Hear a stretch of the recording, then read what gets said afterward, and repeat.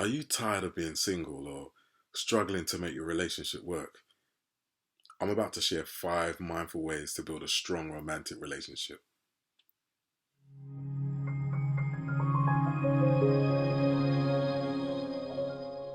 Hi, I'm Spoon the Voice Guy, and remember, for the best mindful moments, soothing stories, and holistic health interviews, please subscribe to my channel and hit the bell to be notified when I post every week. We saw the web explode when Jada Pinkett and Will Smith hit the red table to discuss that entanglement, embroilment, enmeshment. Everybody had something to say, and many seemed to almost find joy in firing shots. But today, we're celebrating how gracefully they handled an emotionally messy situation and throwing out some additional ideas. We don't get an instruction manual when it comes to relationships. I grew up around a ton of domestic upheaval, and I've had my fair share as an adult. We've seen the fallout on major TV shows and in the relationships of others on social media, behind closed doors, and in therapy. We'll never know the extremes, but at that table, Will and Jada gave a shining example to the world of how to deal with a splash of scandal with style. You could see the pain in Will's eyes and the difficulty Jada initially had calling it what it was, but they got through it. Communication is key, and that's where we're starting. 1. Communicate. And that's something I've not always been good at. They should just know. They should just know, right? But make plans, laugh, learn about your partner, learn about yourself, resolve challenges, and let them know how to love you.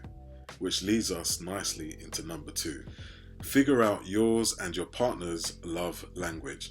There's a fab book by Dr. Gary Chapman called The 5 Love Languages. There he shares how relationships simply grow better when we're on the same page, but goes further to suggest that we all like to be loved a little differently, that there are specifically 5 ways, and we each have a leaning towards one in particular. Words of affirmation, gifts, acts of service, quality time, and physical touch.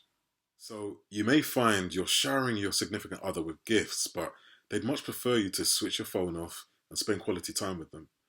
Or you may like hugs, holding hands, physical touch, but your partner wants to hear you tell them how you feel about them or that they're doing great. They want words of affirmation.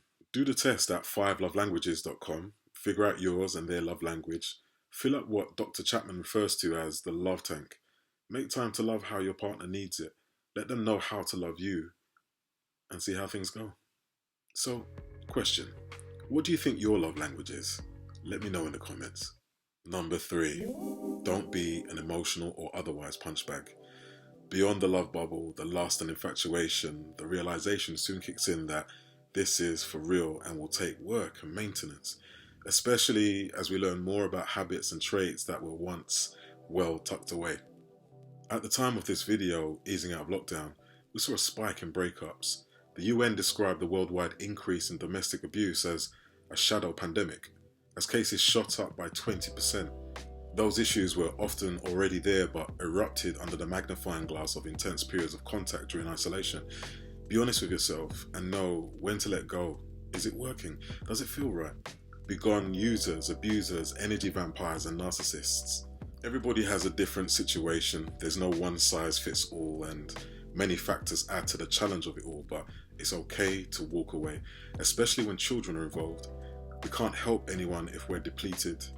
Get professional advice and do what is right for you. Number 4, stop listening to singletons or people with little or no experience. Now hear me out. Positive critique is always a good thing. I'm referring to those that always have a negative outlook, are still processing trauma from past relationships, and are not yet ready to accept that it's okay for other people to be happy. 5, be considerate to the feelings of others, but love yourself. How can we love anyone if we don't love ourselves, feel worthy or deserving of love? Experiences from previous relationships or what we've seen growing up can lead to fear, and we don't want to get hurt. As a result, we may close up, often pushing away a person that's good for us, more willing to lose their love than risk the pain of potential heartbreak. Manage the distance, be honest, don't ignore the red flags, love yourself. So there we have 5 ways to build a strong romantic relationship. Let me know your thoughts. Join our private group and let's continue the discussion. Please remember to like this video, subscribe, comment and share where useful. and I will see you soon.